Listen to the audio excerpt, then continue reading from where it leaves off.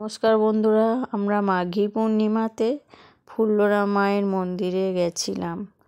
এই দেখুন কত সুন্দর মালা দিয়ে সাজিয়েছে। এটা কিন্তু আমি বাইরেটা তুলেছি, আর ভিতরটা দেখুন কেমন ভিড়। তাই আমি যেটুকু পারলাম ভিডিও করলাম আপনাদের সাথে শেয়ার করব বলে। তা মাঘী পূর্ণিমার দিনে তো ওখানে মৎস্য অনুষ্ঠান, মানে 15 দিন ধরে যাত্রা গান এসব হবে। অভিনেত্রীরা, বড় বড় অভিনেত্রীরা, নেত্রীগুলো আসবে সবাই। তাই আপনারা একটু ঘুরে যান, মন ভালো হবে। ফুল্লরা মায়ের মন্দিরে কত সুন্দর লাগছে দেখুন, এত সুন্দর সাজিয়েছে না ফুল দিয়ে, খুব ভালো লাগছে আমার কেন সবারই। তাই আমরা গেছিলাম, আমি, বৌদি, মা, ভাইপো দুটো আর আমার ছেলে নিয়ে একটু মন্দিরে মায়ের দর্শন করে আসি। দর্শন আজকে করতে পারবো না, মানে যে ছবিটা ছিল সেটা দেখালাম।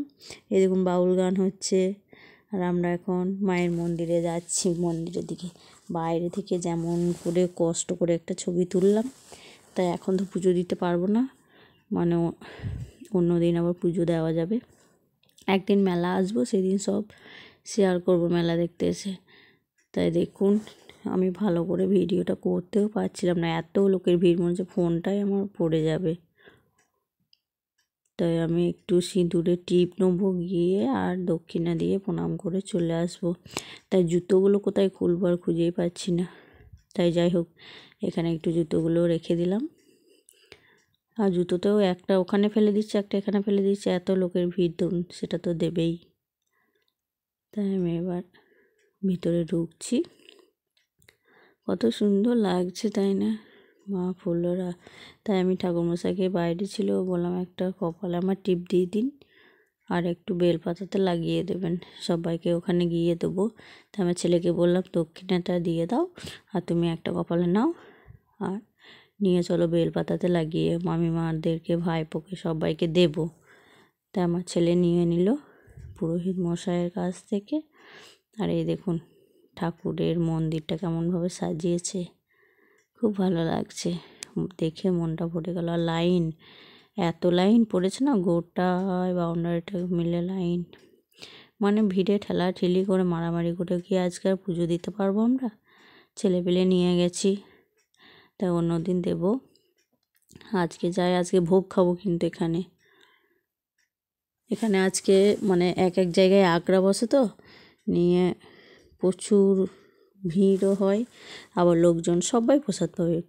কোথাও খিচুড়ির ভোগ, কোথাও ফ্রায়েড রাইস হয়, কোথাও বাসন্তী পোলাও হয়, কোথাও লুচির ভোগ হয়, আবার সাদা ভাত, পোস্ত, ছেঁচড়া, টক এইসব সব দেবে, পায়েস, বোঁদে। তাই আমি একটু ভাইপোদেরকে খুঁজে পাচ্ছি না, কোথায় দাঁড়িয়েছে খুঁজছি আমি একটু। তাই দেখলাম এই যে এখানেই দাঁড়িয়েছে, তাই কপালে ওদের একটা করে টিপ দিয়ে দিলাম। আর আমি আমার ছেলে তো ঠাকুরমশাইয়ের কাছে নিয়ে এসেছি। তাই চলুন বন্ধুরা, এবার কিন্তু ভোগ খেতে বসে পড়বো। আর ভোগের মেনুটা কিন্তু আর ফোনে দেখাতে পারিনি, তাই আমি ভাবছি কখন দেবে। লোকগুলোকে দেখছি, শুধু বসে আছি। আর সেদিন রোদও খুব হয়েছিল, প্রচণ্ড রোদ।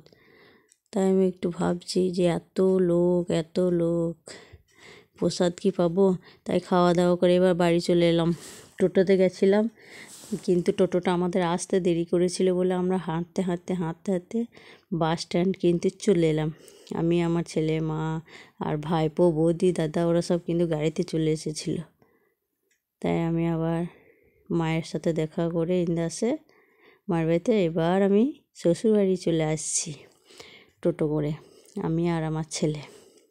ভিডিওটা কেমন লাগলো জানাবেন। টাটা, পাশে থাকবেন, বাই।